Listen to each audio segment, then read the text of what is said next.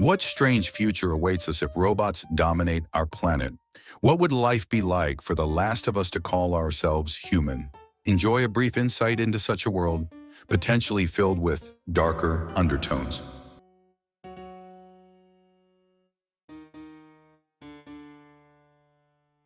The last human. The sleeves of Rain's orange overalls slid up her arms as she rolled downwards into a pile of chrome panels. From inside the pile, she slowly raised her hands, revealing forearms covered in black alphanumeric symbols. Her pursuer paused nearby while scanning the area. After locking onto the faint heat of her protruding limbs, a new plan of attack was processed. With some effort, Rain managed to push her head up, turn, and look at her assailant as it began moving in her direction again.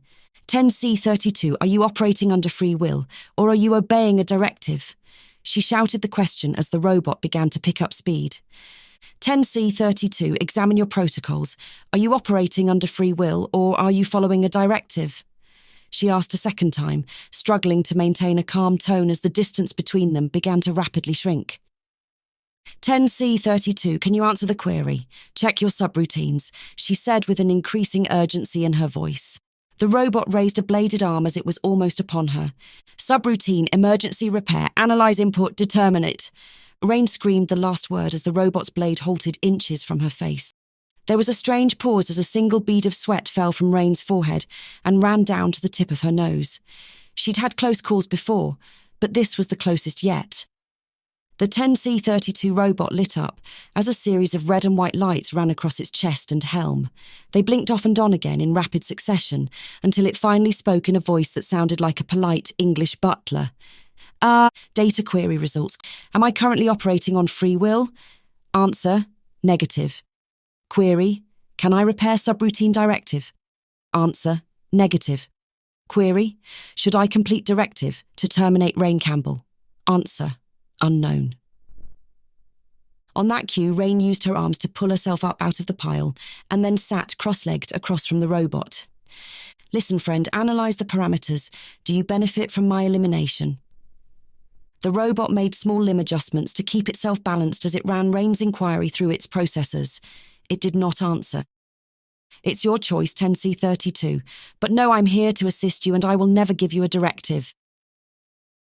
She held her arms forward, palms open and out, as if offering the robot a hug. Look, you can fulfill your directive at any time. If you determine you must terminate me, then I'm pretty much powerless to stop it, right? The robot scanned her outspread arms before responding. Yes. Rain raised her eyebrows and smiled. Okay, so in the meantime, maybe we can be friends. I can repair you if you get damaged, and I can improve your code if you want me to. It retracted its blade arm and manoeuvred itself into a sitting position while thinking. I know the directive to kill me is hard-coded into your processors, but you do have free will, my friend, Rain said warmly. My directive is to terminate you, but I choose not to.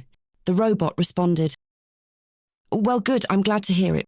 Perhaps instead you would consider joining me, Rain asked as she stood up, still holding her hands out toward the robot. It tentatively placed both its front-facing path sensors into her hands and slowly raised itself up again, adopting the mobility stance it uses in non-combatant situations. Rain turned to face the bottom of the mound they were on, and with a light pull to lead the way, they both began walking to the ground below.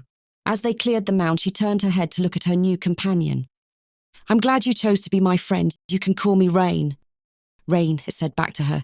She let go of the 10C32's path sensors and waved her arms around above her head while whistling loudly. Friends, we have a new companion.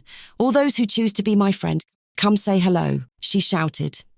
There was movement around the perimeter, stirrings from under the various mounds of discarded machine parts in the area, as slowly, one by one at first, then many at a time, hundreds of robots rose up and began moving towards her. They came in all shapes and sizes. There were battlefield automatons, farming robots, machines purpose-built for manufacturing and construction. The ones as large as houses moved carefully so as not to step on the multitudes of human-sized robots, and in turn those human-sized robots were careful to avoid those the size of cats, or even smaller.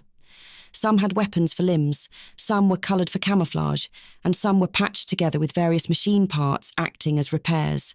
They stumbled, walked, rolled and crawled their way to Rain and the new 10C32 she had befriended. When they got close, many reached a limb forward in a gesture of greeting as they circled around them. Those with discernible heads seemed to bow them too, as if in reverence. Rain's face was glowing from the light of all her friends who now surrounded them. With warmth and enthusiasm, she gently touched the top of the 10C32. "Welcome to our family," she said.